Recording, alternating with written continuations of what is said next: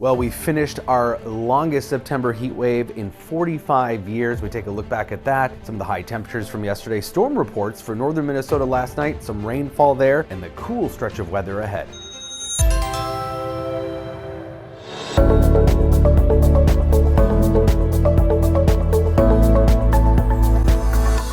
So we made it into the 90s again yesterday for the Twin Cities and points south and east, low 90s, 92. And the Twin Cities was the high temperature, our fifth consecutive 90-degree temperature, all of 5 of those in September. So that is pretty remarkable to have that many in September.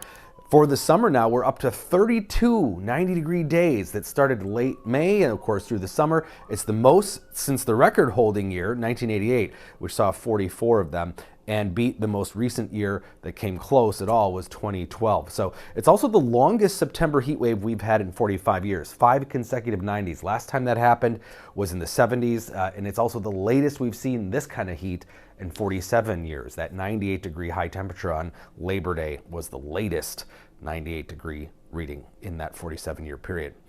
Severe weather did pan out last night for the northern part of the state, not in the Twin Cities. It was pretty much a bust here, just a few showers in the East Metro, but several hail reports and then some wind damage reports in northeastern Minnesota, and a large swath of rain, too, across northeastern Minnesota, right over some areas that really needed it. The Brainerd and Aitkin area is one of those extreme drought areas.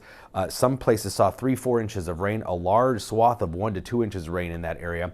And now we've got some pretty blustery winds out of the north and west today. This is bringing in that cooler air. Quite the abrupt front and change in temperature. Biggest temperature change we've seen from a front here in months. Just one of many signs that despite the weather we just had, fall is the season that's going to win out here. Several degrees below normal today, in fact. Most of us stay in the 60s to low 70s in western Minnesota. That's where we'll see more in the way of some sunshine in the afternoon. But eastern Minnesota, we're going to stay in the 60s, even 50s in northeastern Minnesota because of these clouds that are pretty much locked in. You can see already some sun in the westernmost counties of the state, and that'll gradually try to make its way eastward, but don't expect much in the way of any sunshine in the Twin Cities. In fact, I think the first half of tomorrow, too, is going to be pretty gray before the clouds move out, probably late in the afternoon. Better chance of seeing it in the western part of the state tomorrow. So this is heading into Thursday. Still in the Arrowhead, some lingering clouds. The Twin Cities will be on the edge of that cloud cover midday tomorrow, and then should clear out as we head into late tomorrow. And then sunny skies pretty much statewide on Friday